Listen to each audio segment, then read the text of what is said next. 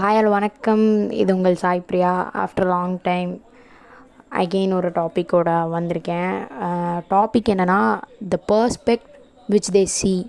நம்ம பார்க்குற பார்வையில் தான் எல்லாமே இருக்குது அப்படின்றது தான் டாபிக். ஏன் இதை சொல்கிறேன்னா, ஆல்ரெடி நான் போட்டிருந்த 4 பேர் வெர்சஸ் 40 பேருக்கு நல்ல ஒரு ரீச், நிறைய பேர் ரொம்ப சப்போர்ட் பண்ணியிருந்தீங்க. ஸோ அதுக்கு ரொம்ப தேங்க்ஸ். அண்டு அதை கண்டினியூ பண்ணுற ஒரு டாப்பிக்காக தான் இது இருக்கும். ஸோ அதனால தான் அந்த வீடியோவுக்கு நீங்கள் கொடுத்த சப்போர்ட்க்கு ஒரு தேங்க்யூ சொல்லி ஸ்டார்ட் பண்ணலாம் அப்படின்னு சொல்லிட்டு. என்ன அப்படின்னா, முதல்லலாம் நம்ம பார்க்கும்போது ஒரு பையனும் பொண்ணும் பேசினா தான் அதை தப்பாக பார்த்தாங்க. ஈவன் அது ஃப்ரெண்ட்ஷிப்பாக இருந்தாலுமே அது ஒரு காதலாக இருக்குமோ அப்படின்னு சொல்லி பேச ஆரம்பித்தாங்கன்னு சொல்லி பசங்களையும் பொண்ணையும் பேச விடாமல் பண்ணுவாங்க. லைக் கொஞ்சம் ரெஸ்ட்ரிக்ட் பண்ணுவாங்க பேரண்ட்ஸ், இந்த டீனேஜில் இருக்கவங்களெல்லாம். இப்போல்லாம் பார்த்தீங்கன்னா, ரீசண்டாக ஒரு பாலின சேர்க்கை ரொம்ப ஃபேமஸாக ட்ரெண்ட் ஆகிட்டுருக்க காரணத்தால் பொண்ணுங்களையும் பசங்களையும் கூட பேச விடாமல் ரெஸ்ட்ரிக்ட் பண்ணுற அளவுக்கு நம்ம பேரண்ட்ஸ் போயிட்டாங்க. அண்டு சில இடங்களில் அது நடக்கிறது உண்மை தான், அண்ட் சில இடங்கள்ல அப்படி இல்லை.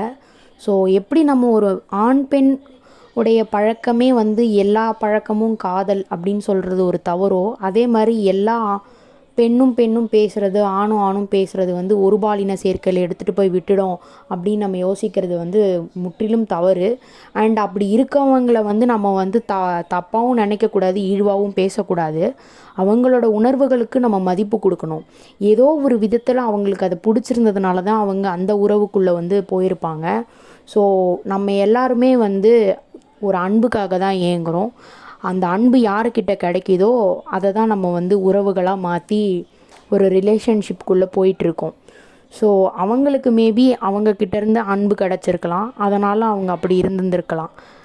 அதனால் நம்ம பார்க்குற கண்ணோட்டத்தினால நம்மளே அவங்கள தப்பாக பேசிட்டு, அண்ட் இந்த மாதிரி நல்ல இருக்கக்கூடிய நண்பர்களையும் சில பேர் கேலி கிண்டல் பண்ணுறதுனால அவங்களோட நட்பு முற்றிலும் முறிஞ்சு போகலாம். ஸோ என்ன ஒரு ரெக்வெஸ்ட் அப்படின்னா, ஏன்னா இப்போ மொத்த சோஷியல் மீடியாவில் நீங்கள் எடுத்திங்கனாலுமே இது ரொம்ப ட்ரெண்டியாக போயிட்டுருக்கு. ரெயின்போ, வானவில், எல்ஜிடி அப்படின்னு சொல்லி அந்த ஒரு கோட் அவங்க யூஸ் பண்ணி ரொம்ப பண்ணிகிட்ருக்காங்க. ஆக்டர்ஸ்லேருந்து எல்லாரை பற்றியுமே இதை ஒரு ரூமர் ஸ்ப்ரெட் பண்ணுறதுலேருந்து பண்ணிகிட்ருக்காங்க. ஆக்சுவலி இது ஒரு ரொம்ப சென்சேஷ்னல் டாப்பிக்காக இருக்க மாதிரி தான் எனக்கு தோணுது. இதை பேசி எதாவது ப்ராப்ளம் க்ரியேட் ஆகிடுமோ அப்படின்னு சொல்லிட்டு. பட் ஸ்டில் இதில் ஒரு தெளிவான கிளாரிட்டி எல்லாருக்கும் கிடைக்கணும் அப்படின்றதுக்காக தான் இதை நான் பேசுகிறேன். ஸோ எந்த உறவுலையுமே தப்பு இல்லை. அந்த 2 பேரோட உணர்வுகளை அவங்களால கட்டுப்படுத்த முடிஞ்சு அவங்களுக்குள்ளே அவங்க என்ன உறவில் இருக்காங்கன்னு அவங்களுக்கு கேட்டகரைஸ் பண்ண தெரிஞ்சிச்சுன்னா எந்த உறவும் தப்பு இல்லை. அண்டு முக்கியமாக இன்னொரு விஷயம் சொல்ல விரும்புகிறேன். உங்களுக்கு பிடிச்சவங்க ஆணாக இருந்தாலும் சரி, பெண்ணாக இருந்தாலும் சரி, உங்களுக்கு உண்மையாக பிடிச்சிருந்துச்சு அப்படின்னா அந்த ரிலேஷன்ஷிப்பை கண்டினியூ பண்ணுங்கள். இப்போ இந்த மாதிரி மற்றவங்க நம்மளை தப்பாக நினைப்பாங்க அப்படின்னு சொல்லிட்டு அந்த ஒரு விஷயத்தை நீங்கள் விட்டுடாதீங்க, கைவிட்டுடாதீங்க. ஏன் அப்படி சொல்கிறேன்னா, ஈவன் ஒரு பாலின சேர்க்கையில் இருக்கிறவங்களும் சரி, அண்ட் அதுக்குள்ளே என்ட்ரு ஆகிற மாதிரி உங்களுக்கு தோணுச்சு அப்படின்னா நீங்கள் அதில் தப்பு கிடையாது. உங்களுக்கு ஏதாவது ஒன்று பிடிச்சிருந்து தான் நீங்கள் அதை பண்ணியிருப்பீங்க.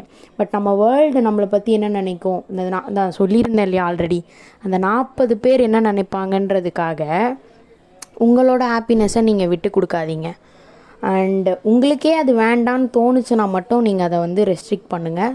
இல்லை எனக்கு இன்ட்ரெஸ்ட் இருக்குது, எனக்கு பிடிச்சிருக்கு, லைக் நான் அந்த ரிலேஷன்ஷிப்குள்ளே போல் ஜஸ்ட்டு ஃப்ரெண்ட்லியாக தான் பழகிறேன், பட் மற்றவங்க என்னை அந்த மாதிரி பார்க்குறாங்க, நான் அந்த ரிலேஷன்ஷிப்குள்ளே போயிடுவேன் அப்படின்ற காரணத்துக்காக, அந்த மற்றவங்க என்னை கேலி கிண்டல் பண்ணுவாங்கன்ற காரணத்துக்காக நான் ஒரு நார்மல் ஹெல்த்தி ஃப்ரெண்ட்ஷிப்பையே கட் பண்ணுறேன் அப்படின்னு சொல்கிறது பொறுத்த வரைக்கும் அது அவங்களுக்கு தான் லாஸ். அந்த பர்சன் யார் அவங்க கட் பண்ணுறாங்களோ அது லாஸ்.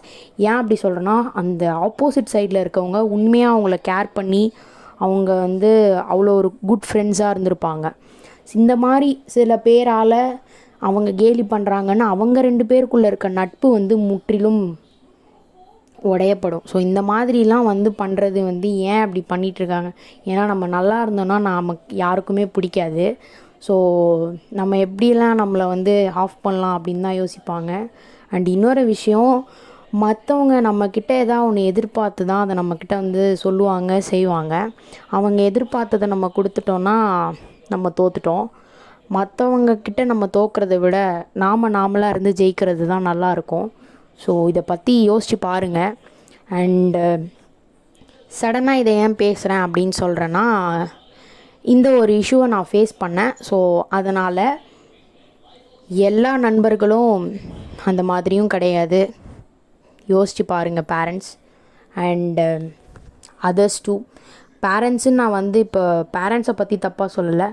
இந்த மாதிரி கேலி கிண்டல் பண்ணுற அந்த 40 பேருக்காக தான் சொல்கிறேன். அப்படி பண்ணாதீங்க. உங்களால் நிறைய விஷயங்கள், நிறைய உறவுகள் வந்து உடஞ்சி போயிருக்கு, நிறைய பிரிஞ்சு போயிருக்காங்க. ஸோ நம்மளால் 4 பேர் சிரித்தா சேர்ந்து வாழ்ந்தால் நல்லது. நம்மளால் 4 பேர் வாழ்க்கையை கெடுத்துட்டு பெருமையாக எதையோ சாதித்த ஒரு ஃபீலிங்லலாம் சுற்றிட்டு இருக்காதீங்க, நல்லது இல்லை. முடிஞ்ச அளவுக்கு நல்லது பண்ணுங்கள், கெட்டது பண்ணாமல் இருக்கிறது தான் நல்லது.